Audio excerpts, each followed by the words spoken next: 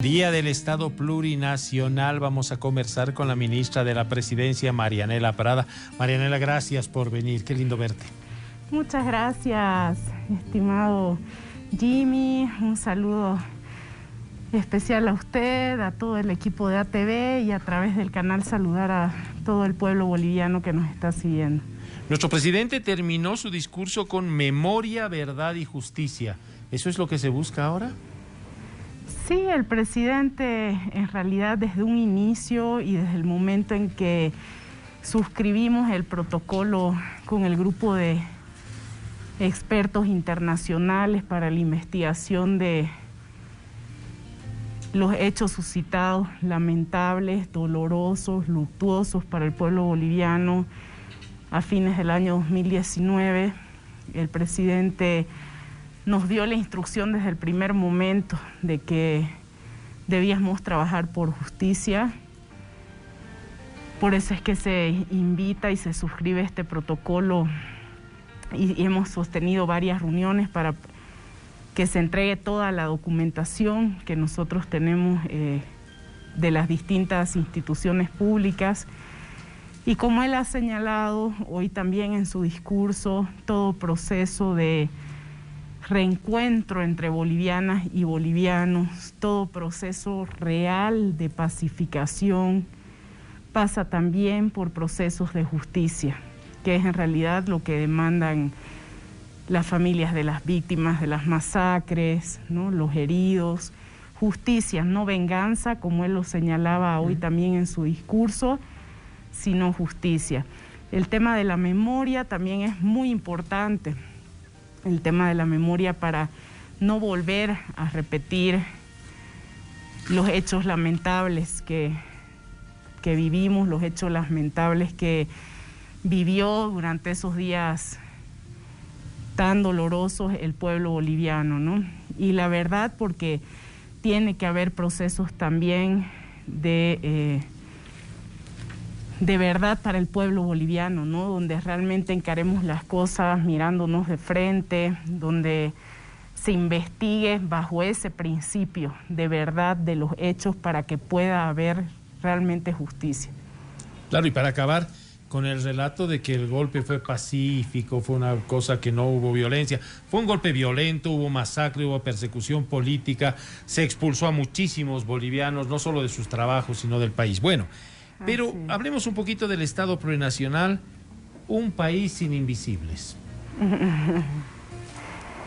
Eso es de lo más hermoso de nuestro Estado Plurinacional de Bolivia. Yo ahora en el discurso que pude realizar en el acto por el aniversario del Estado Plurinacional de Bolivia, mencionaba que a mí me ha tocado vivir aún esa parte de nuestra historia, donde había grandes mayorías que sobrevivían a espaldas de un Estado además sin naciones, un Estado sin suajayu, como dicen en el occidente, sin su alma, sin lo que realmente a nosotros nos hace ser la Bolivia diversa, la Bolivia plural que somos, ¿no? Entonces, lamentablemente durante el periodo de gobierno de facto se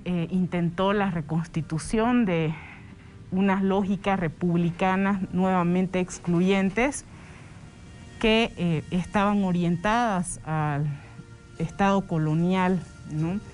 Entonces, para nosotros muy importante este día de celebración de la fundación del Estado Plurinacional, porque así como hemos recuperado la democracia gracias a la conciencia y lucha del pueblo boliviano, hemos recuperado también el Estado Plurinacional de Bolivia. Un Estado, como usted bien lo señala, sin invisibles. A eso también apunta el Estado Plurinacional, un Estado sin excluidos, sin marginados, sin invisibilizados. Ahora bien, este aniversario se da en un contexto especial porque el COVID-19 está presente. Prácticamente no hay familia de bolivianos que no haya sufrido la pérdida de algún ser querido. El presidente dijo que había dinero y que había que coordinar con todas, con las alcaldías, con las gobernaciones y entre todos hacer este combate. El presidente ahora en su discurso señalaba que al recuperarse la democracia, que no solamente se realizó en un contexto de lucha y movilizaciones que se tuvieron que dar en las calles también para que haya elecciones y no se vuelva a postergar la fecha, también se hace la recuperación de la democracia institucional, ¿no? A través del voto en las urnas, con una victoria contundente del MAS y PSP. Y desde ese momento se recogen fundamentalmente 3 grandes tareas. Una de estas tareas tiene que ver con la recuperación de la democracia, que va más allá, como el presidente lo explicó, de las elecciones, ¿no? Tiene que ver todo con la reconstitución de nuestro Estado plurinacional, con los procesos de memoria, verdad y justicia y con otra serie de elementos que él explicaba. La segunda gran tarea, el segundo gran mandato tiene que ver con la lucha contra el COVID, que ahora voy a pasar a explicar, y el tercero tiene que ver con la reconstrucción de nuestra economía, ¿no? Para superar la profunda crisis económica que estamos atravesando. Y en el tema del coronavirus, la estrategia que se ha trabajado como gobierno del Estado plurinacional no pasa por un tema del miedo, no pasa por un tema de represión, pasa por un tema fundamental de concienciación, de prevención y de contención de la pandemia, en el entendido de que si nosotros nos cuidamos, cuidamos a nuestra familia, cuidamos al pueblo boliviano, se puede prevenir hasta en más de un 90% el contagio si nosotros utilizamos barbijo, si nos lavamos las manos, si guardamos el distanciamiento social. Y dentro de la política de lucha contra el coronavirus, él hoy habló de los 3 pilares que guían este plan. El primer pilar tiene que ver con pruebas y más pruebas. En el momento en el que se logra identificar los casos, nosotros hemos tenido acceso a datos de lo que sucedió durante la primera ola, que lamentablemente se hizo muy pocas pruebas. Y por lo tanto no se identificaban los casos reales de contagio en nuestro país. Los datos a los que hemos tenido acceso es que hubo más de un 100% de prevalencia oculta, es decir, que a los datos que nosotros veíamos en las pantallas, por lo menos era el doble de contagios lo que estábamos viviendo, solo que no se lograba identificar el caso. En ese sentido, gran parte de la población, especialmente en zonas periurbanas, rurales, ha superado el COVID con el uso de la medicina tradicional, que lamentablemente también fue desechada por el gobierno de facto.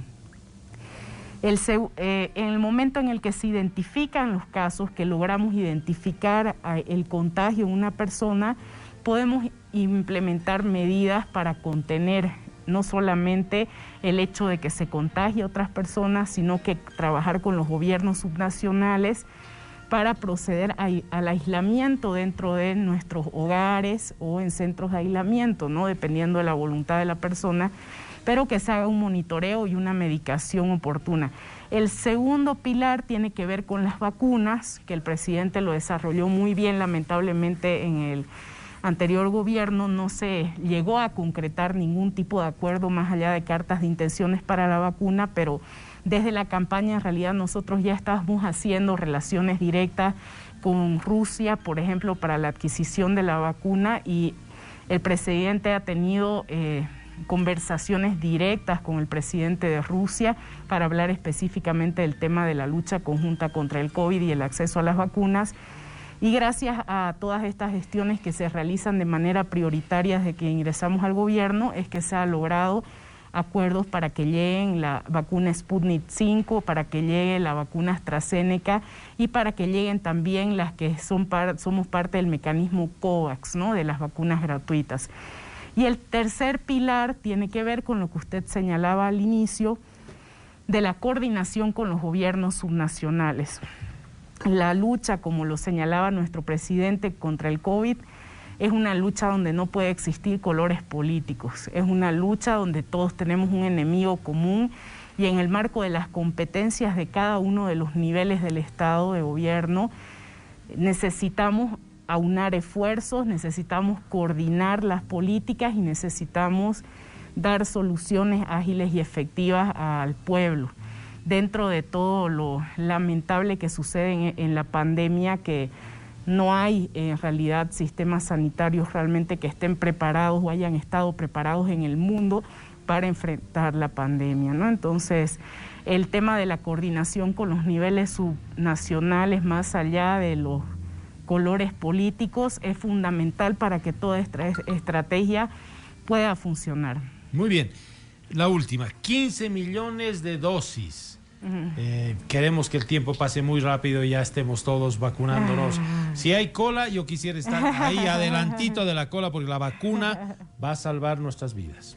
La vacuna, estimado Jimmy, es la solución estructural para superar esta terrible pandemia, momento tan doloroso como usted lo señala para todas las familias bolivianas. Hemos perdido seres queridos, hemos perdido amistades,